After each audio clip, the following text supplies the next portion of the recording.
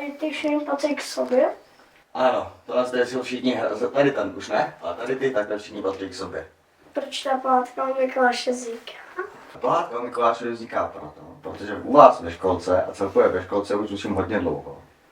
A už mě nebavilo koukat se na to, jak vy se koukáte na různé ptákoviny v televizi a na počítači. A kvůli tomu jsem se rozhodl, že my dva a ostatní spolu s námi uděláme pohádku o Mikulášovi.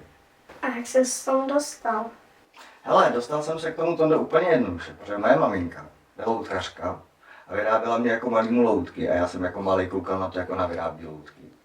A kvůli tomu jsem se k tomu dostal. A pak taky ještě zase, za vším jste schovaný Tondovi, jako kamarádi moji malí děti. Protože potřeboval jsem dětem ukázat, jak vypadá Mikuláš, tak jsem vyrobil loutku Mikuláše, co je tady nahoře. Potřeboval jsem ukázat dětem, jak vypadá Martin, tak jsem vyrobil Martina. Co je? Kde je Martin? Vidíš ho? Tady je Martin. Staršinou Mikuláše Buda.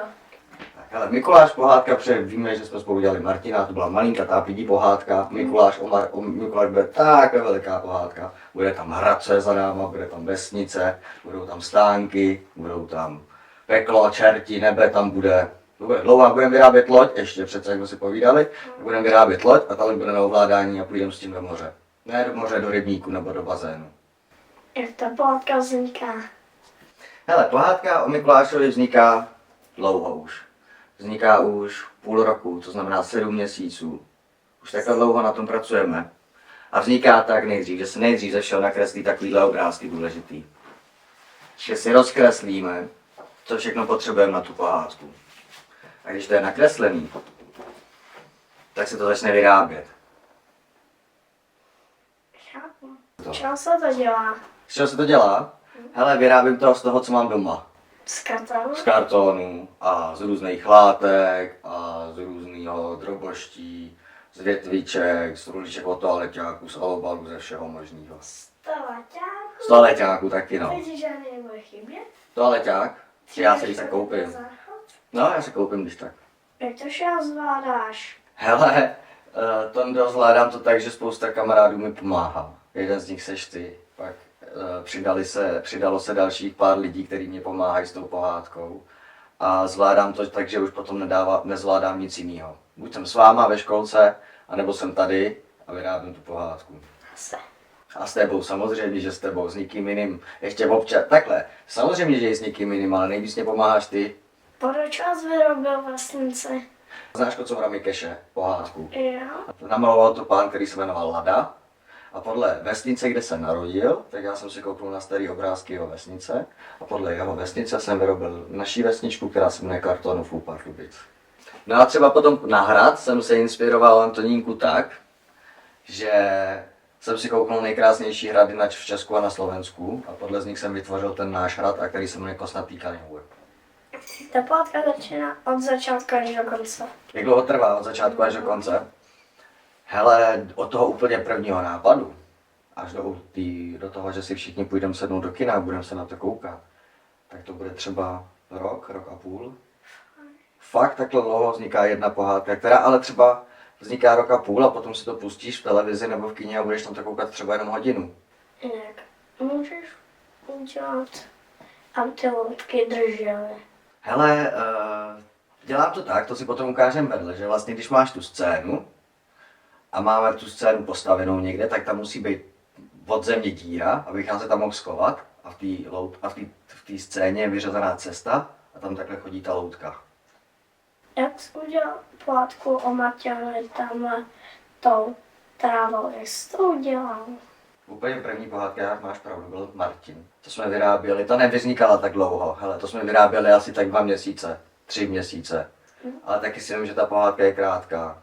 A jak udělal tu vlajku? Jak se vyrábí takovýhle serepetičky, jak se vyrábí takovýhle detaily, jako je třeba tahle vlajka. Ze všeho nejdřív zase musí se podívat vždycky do knížek nebo na internet, jak takové věci vypadaly, než to začneš vyrábět, abys to měl aspoň trošku věrohodný, aby to aspoň trošku vypadalo.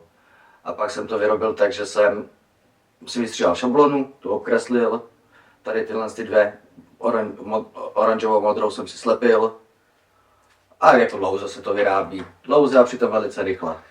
Kolik lidí je potřeba, aby ta pohádka vznikla? Aby vznikla jedna pohádka, kolik je Jo. lidí potřeba. Hele, tak si vem, že já a ty. To je výrobce a nápad. Jo? Pak kameraman určitě, který bude všechno stříhat a dělat muziku. A pak je spousta lidí, která povede loutky. Takže já si myslím, že takových třeba 20 až 30 lidí na jednu pohádku, než vznikne. Kolik stojí výroba pohádky? Hele, čas. Stojí mě to čas. Protože peníze, jestli to nějaký stojí, tak ty se nepočítají, protože nás to baví. A zatím to není tolik. Zatím to fakt není tolik. Jo. Ale stojí to hlavně čas. Neznám nic jiného než školky a studio. Jak se vyrábí hrad od začátku až do konce? Tak, to je dobrá otázka. Další, máš fakt super otázky, Tondo. Hele, jak jsem ti povídal, musím si vzít foťák nebo internet nebo vyfotit si to. Pak si vezmu, když to mám vyfocený, tak si řeknu, jak ten asi tak, jako před nechceš, aby to bylo úplně stejný, tak si řekneš, jak ten hrad asi může vypadat. A pak si vezmeš tužku a maluješ si. Maluješ si a zkoušíš. No a pak si vezmeš kartony, řezací drát na polystyren a vyřezáváš spoustu cihliček a lepíš spoustu cihliček. Kde scháníš ten materiál? Hele, materiál scháním po obchodech různě. Když chci karton, tak jdu do nějakého obchodu, kde vím, že vyhazují veliký kartony a zeptám se, jestli do koše to nemůžou hodit do mého auta. A když potřebuju desky, tak to zase do obchodu, kde se prodávají desky. Když potřebuju šrouby, tak do obchodu, kde se prodávají šrouby. Ne, není tak strida dokonalý, aby si všechno vyráběl sám. Já mám doma nějaký karton. Tak s ní si vyráběj ty, ať potom můžeš, se učíš a můžeš mě potom pomáhat, až vyrosteš. A můžeš se mnou vyrábět to, tvořit filmy a pohádky. Jak udělám čím to jídlo do té pohádky? To je jídlo. Ježiši, tak první věc dal jsem si brejle, abych na to viděl, protože já mám brýle na dálku. A pak jsem vzal takový něco jako modulit, něco jako modelínu a z toho jsem to vytvaroval. Vypídí malinkatý, pak jsem to dal do trouby, aby se to upeklo. I ty mandarinky, to všechno jsem dal do trouby, aby se to upeklo. A když se to upeklo, tak to bylo hotové, je to tak tvrdý, jak potřebujeme. Jo, a jak zvládneš udělat co tam to za tebou, to pro to krále? Tohle je to pro toho krále. Hm? To znamená, stříhám spoustu malinkých čtverečků. Po jednou to tam takhle lepím vedle sebe.